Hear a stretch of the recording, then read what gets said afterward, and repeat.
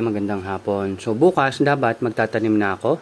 Pero dahil kukulangin pala ako ng coco peat, nagpakulo ako ng coco peat kanina. So pinakuloan ko lang ng 10 minutes.